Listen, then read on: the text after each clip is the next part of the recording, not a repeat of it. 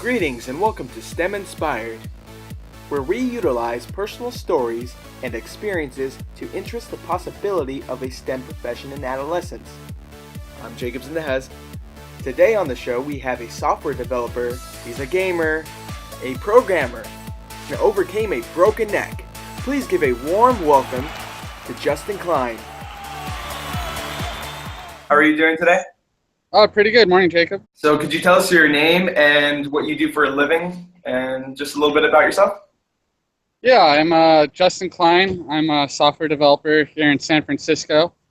Currently working for Health 2047, which is a tech company aimed at correcting and creating solutions for challenges in the healthcare industry.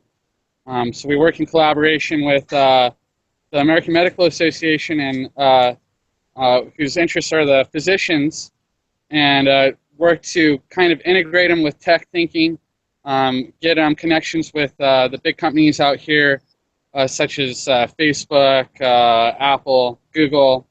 Salesforce has been in here, and one of the things that I'm currently working on is a dash that helps integrate EMR records. So basically, your medical records are siloed from one hospital to another for HIPAA reasons, and we've got a lot of easy to implement tech solutions for that, that basically make it so you can carry your record from one office to another without running into the challenges that we're facing today. Why is that a particularly interesting topic for you? One of the reasons I became a software developer was because I was in a pretty catastrophic car accident and broke my neck. And so I was at home. I wasn't able to do as much physical labor, and at the time I was working as a lifeguard manager and running a water park. And so I couldn't do that work, but I could work at my computer and code. So anyway, I've had a lot of exposure to the healthcare industry, and not all of it was pleasant, but there are some things that I saw that tech could easily fix in there. When was the first time you had an interest with technology? I was pulling apart little Tiger handheld games before the advent of Game Boy and all of that. I was fascinated by electronics.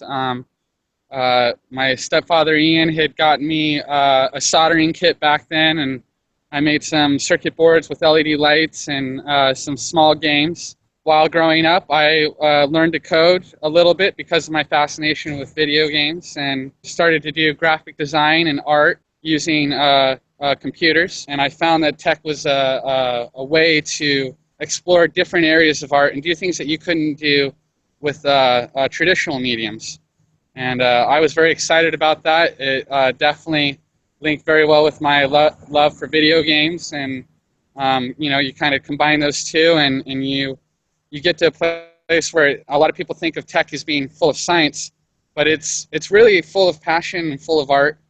And that's one of the things that brought me into it is you don't learn to do math because you want to crunch numbers. You learn it so you can figure out problems. And one of the things you use programming for, which is very close to math, there's algorithms, things like that, is for the same thing. What advice would you give a younger child that has an interest of this but seems as if it could be a challenge? I have two suggestions. First, if you're willing to learn new things and try something out new, that's going to be a big first step.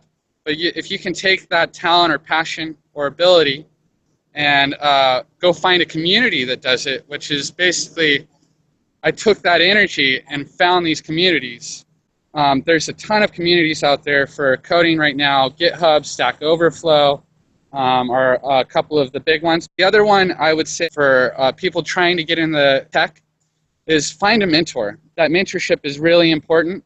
I think a lot of that is just validating some of your own assumptions and giving you the confidence to pursue your goals. And the other big thing is, don't just pull the mentor who's successful, pull a mentor who has similar passions, similar aims, and has gotten to a place that you would like to go to. And one last question. What would you tell a younger child what's so rewarding of your chosen profession? Oh, there's quite a few different rewards to software development. The fact that you're able to work from all over the place. You're able to work on problems that are in completely different places, different life situations. One of the really interesting things is when your product gets reimagined without really being changed. Is you built it for one reason, but then you send it out in the world and it does something else and you had no idea.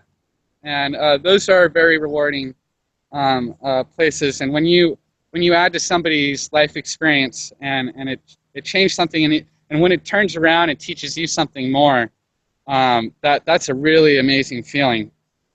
So the rewards of having a far reach into this growing part of our lives, our environments, is really nice as well. But that big one where you kind of full looped yourself, you build something that taught you later on, is kind of incredible. Definitely.